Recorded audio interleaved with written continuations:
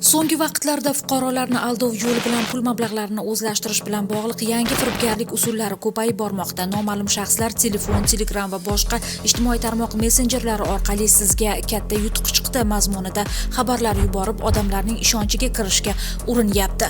Ushbu firibgarlik fuqarolarga go'yoki yirik pul mablag'lari, qimmatbaho sovg'alar yoki avtomashina yutib olganini ma'lum qilib, yutuqni rasmiylashtirish, yetkazib berish bahonasida avvaldan turli xil to'lovlar, komissiya yoki xizmat haqi talab qilishadi.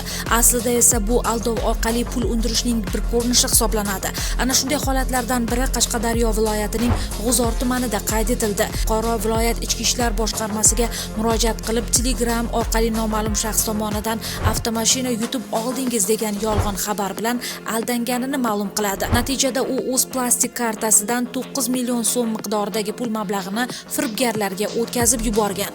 Mazkur holat yuzasidan Qashqadaryo viloyati ichki ishlar boshqarmasi kiber jinoyatlarga qarshi kurashish bo'limi xodimlari tomonidan tezkor qidiruv va texnik tadbirlar o'tkazilishi natijasida ushbu jinoyat Surxondaryo viloyati Sho'rchi tumanida yashovchi bir guruh shaxslar tomonidan sodir qilinganligi aniqlandi. Tergov jarayonlarida ma'lum bo'lishicha, ushbu jinoiy guruhga muqaddam firibgarlik jinoyati uchun javobgarlikka tortilgan Sardor Bahromov ism-sharifli fuqaro boshchilik qilgan. U avval ham xuddi shunday jinoyati uchun belgilangan jazodan tegishli xulosa chiqarmasdan yana oson pul topish maqsadida jinoiy guruh tashkil etgan. Aniqlanishicha, mazkur jinoiy guruh 10 dan ortiq holatda fuqarolarni aldov yo'li bilan ishonchiga kirib, soxta ma'lumotlar orqali katta miqdordagi pul mablag'larini talon-taroj qilib yuborgan. Xavfsiz va sog'lom yurt keng qamrovli profilaktik tadbiri davomida ashyoviy dalil sifatida mobil telefonlar, bank plastik kartalari hamda ijtimoiy tarmoqlardagi yozishmalar protsessual tartibda hujjatlashtirib olingan. Hozirda ushbu holat yuzasidan viloyat ichki ishlar boshqarmasi huzuridagi tergov boshqarmasi tomonidan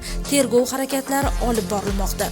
Hurmatli fuqarolar, eslatib o'tamiz, hech qanday rasmiy tanlov yoki aksiya oldindan pul talab qilmaydi. Begona raqam va akkauntlarga ishonmang. Shubhali havolalarni bosa ko'rmang. Agar shunday holatlarga duch kelsangiz, zudlik bilan huquqni muhofaza qiluvchi organlarga murojaat qiling.